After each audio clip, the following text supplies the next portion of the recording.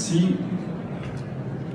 Mesdames et messieurs les organisateurs, Monsieur le Président, Madame la directrice de Coordination Sud, je suis heureux d'être parmi vous ce matin, de retrouver avec vraiment beaucoup de plaisir mon prédécesseur, ministre de la Coopération, Jacques Godefrin, président de France Volontaire, qui a eu des mots trop aimables à mon égard. Et c'est vrai que la francophonie, j'en dirai un mot tout à l'heure, est un beau combat que je dois mener en même temps que celui du développement et de l'action humanitaire, puisque vous savez que je suis à la fois chargé de développement, mais aussi de la francophonie. Je salue un autre ancien ministre, David Douillet, vice-président de la région Île-de-France. Je salue son collègue, Patrick Caram, président de la région, et je salue Patrick Lugman, mon confrère, puisque nous exercions, en tout cas pour moi, je ne sais pas pour toi, tu es toujours avocat.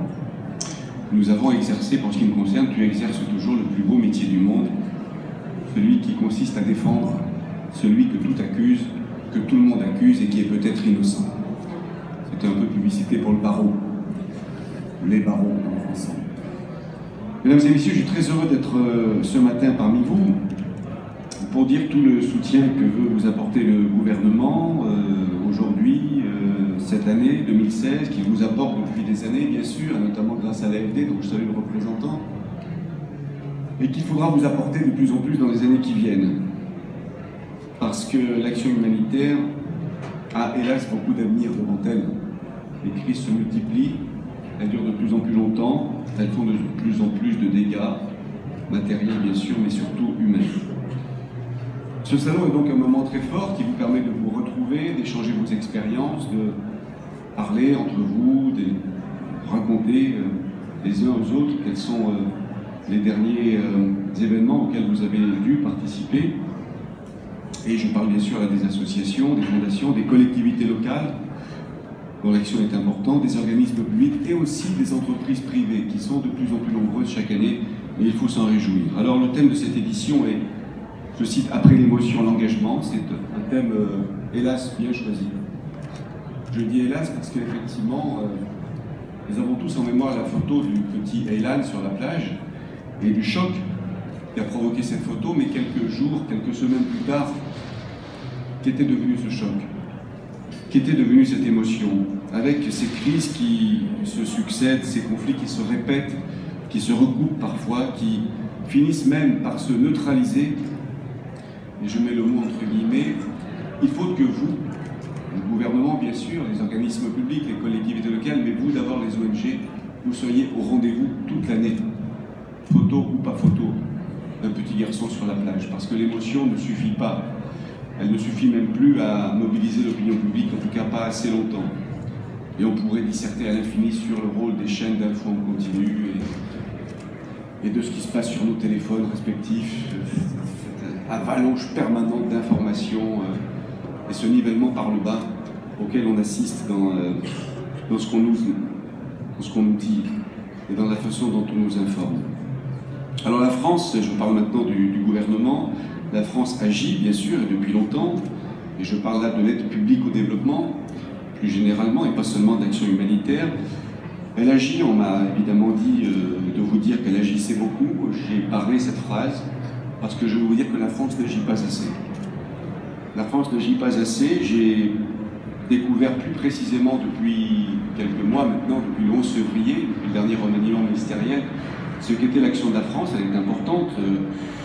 Je ne nie pas le fait que nous sommes le 5e contributeur mondial en termes d'aide publique au développement, mais je pense que nous devons faire plus et que nous devons faire mieux, notamment en direction des pays les plus pauvres. C'est le message que j'ai porté à Washington il y a quelques semaines à l'Assemblée de printemps de la Banque mondiale.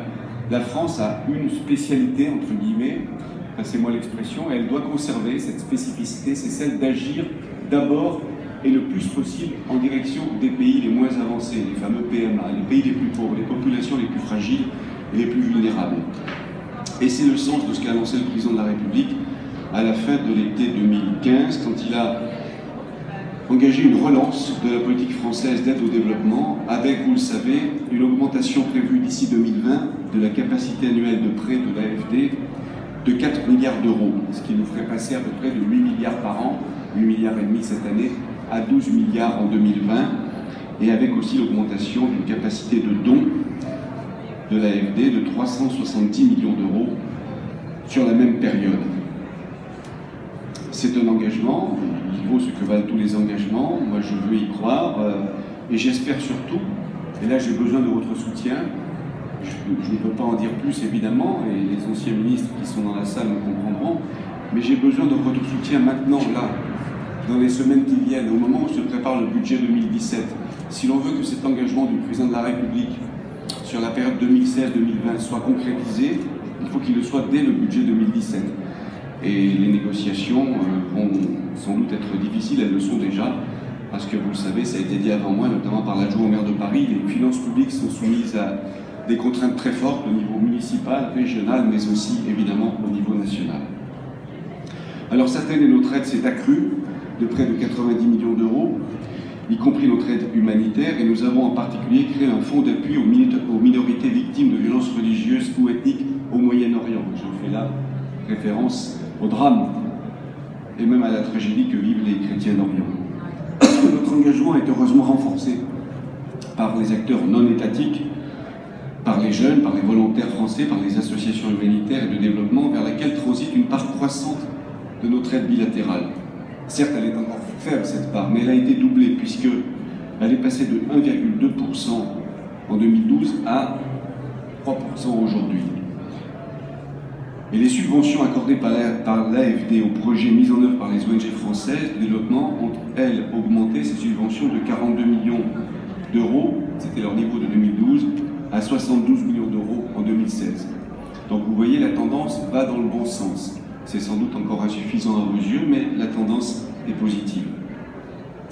J'ajoute bien sûr que la société civile est étroitement associée, les ONG sont étroitement associées à tout ce que nous faisons et à nos réflexions, et à la façon dont nous préparons aussi nos déplacements, à la façon dont nous partons ensemble à Dubaï, puisque mon premier déplacement à l'étranger, ce n'était pas mon premier déplacement.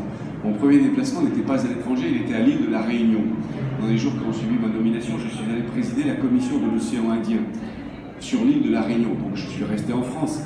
Il y avait les Seychelles, l'île Maurice, Madagascar, les Comores, mais c'était en France. Et mon premier déplacement à l'étranger, moi je crois à la force des symboles, était à Dubaï, pour le Salon humanitaire mondial. Nous y sommes allés ensemble, j'ai passé beaucoup de temps avec vous sur vos stands différents et très intéressants, avec donc une dizaine d'ONG et de fondations.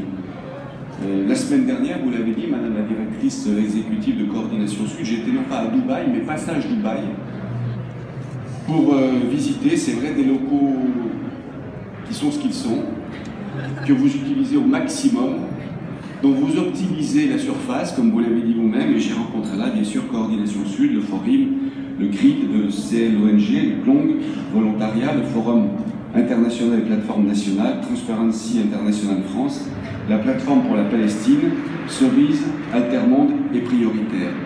Et puis nous nous sommes donné rendez-vous, bien sûr, la semaine prochaine, pour aller ensemble à Istanbul. Nous allons partir les uns et les autres dimanche, et nous nous sommes donné rendez-vous aussi pour le mois de novembre, à la semaine de la solidarité internationale, qui est un temps fort de tout ce que nous faisons les uns et les autres pour faire vivre la solidarité dans nos territoires, comme on dit aujourd'hui, dans nos communes. Et moi je me souviens, comme député, que j'ai été pendant longtemps, de l'Isère, de m'être rendu chaque année à Voiron, à la salle des fêtes de Voiron, où avait lieu cette semaine de la solidarité, comme elle a lieu dans beaucoup de villes en France. Je veux dire par là que chaque engagement compte, quelle que soit son échelle.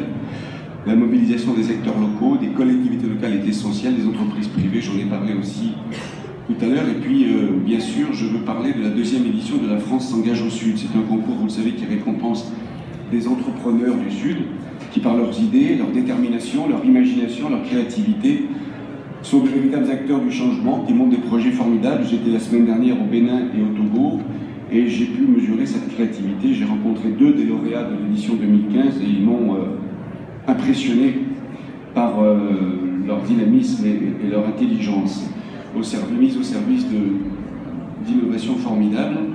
J'espère que le concours 2016 connaîtra le même succès que celui de 2015. Alors je viens maintenant à Istanbul pour vous dire que hier soir j'ai réuni des ONG qui allaient partir elles aussi dimanche pour ce premier sommet humanitaire mondial. C'est le premier du genre. C'est une initiative des Nations Unies, de M. Ban Ki-moon, il faut le saluer. Et je veux donc saluer ceux qui vont partir à Istanbul avec moi, la Croix-Rouge, Handicap International, Médecins du Monde, Coordination Sud, Secours Islam France, Solidarité au pluriel, CARE, Premières Urgences, Triangle, Action contre la faim, la Fondation de France et ACTED, dont j'ai aperçu le directeur tout à l'heure, Frédéric de Saint-Cernin. Chacun va évidemment s'exprimer à Istanbul, chacun va faire valoir son ou ses points de vue, donner ses priorités, exprimer ses attentes, ses impatiences, ses espoirs. Pour ma part et au nom de la France, c'est ce que j'ai dit hier soir aux ONG, je vais porter 5 messages. Le premier consiste à dire qu'il faut renforcer la mobilisation politique, notamment au niveau des Nations Unies et notamment au niveau du Conseil de sécurité, puisque nous avons la chance d'être l'un des 5 membres permanents grâce au général de Gaulle, cher Jacques Godefroy. Renforcer la mobilisation politique pour prévenir et résoudre les crises. C'est notre responsabilité en tant que membre de ce Conseil de sécurité et sachez que la France va se mobiliser en ce sens. Deuxième message que je porterai à Istanbul, la nécessité de protéger mieux encore que ce n'est le cas aujourd'hui les populations civiles dans les conflits armés, en particulier les enfants, en réaffirmant le respect du droit international humanitaire. Troisième message, la nécessité de répondre mieux, plus vite et plus efficacement aux conséquences humanitaires des catastrophes naturelles dues au dérèglement climatique. Quatrième message que je porterai, la nécessité d'améliorer l'efficacité de l'action humanitaire et son articulation avec le développement. Vous savez, on parle de plus en plus de ce fameux continuum qu'il y a entre l'urgence et le développement, entre le court terme et le long terme. Je l'ai dit, les crises sont de plus en plus nombreuses, mais surtout elles durent de plus en plus longtemps. Et on ne peut plus séparer de façon artificielle, comme s'il y avait une étanchéité entre elles, ce que nous devons faire en termes d'action pour le développement et ce que nous devons faire en termes d'action humanitaire d'urgence.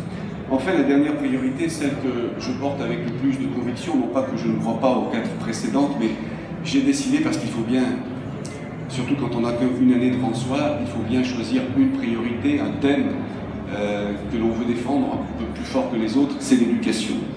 Et notamment l'éducation en situation de crise. Vous savez que ces crises, je l'ai dit, durant de plus en plus longtemps, en moyenne 10 à 12 ans, la présence dans les camps de réfugiés étant elle aussi de plus en plus longue, nous sommes en train de sacrifier, par notre inaction, des générations entières par manque d'éducation. Et vous le savez aussi, l'éducation, Jules Ferry l'a dit en France avant d'autres, bien sûr, dans notre pays, nous le savons, nous croyons beaucoup à l'école de la République et à l'égalité des chances et à la nécessité de faire de l'école une priorité. C'est évidemment la même chose au niveau international. L'éducation est le prérequis au développement, qu'il s'agisse de santé, d'environnement, de lutte contre la radicalisation et l'obscurantisme, de la réduction des risques des conflits, du renforcement de la cohésion sociale, du renforcement de la gouvernance démocratique, de l'autonomisation des femmes et des jeunes filles, de la lutte contre toutes les formes de discrimination. Tout passe par l'éducation, tout. Quand on est éduqué, on fait attention, on fait plus attention et mieux attention à sa propre santé, à son propre environnement.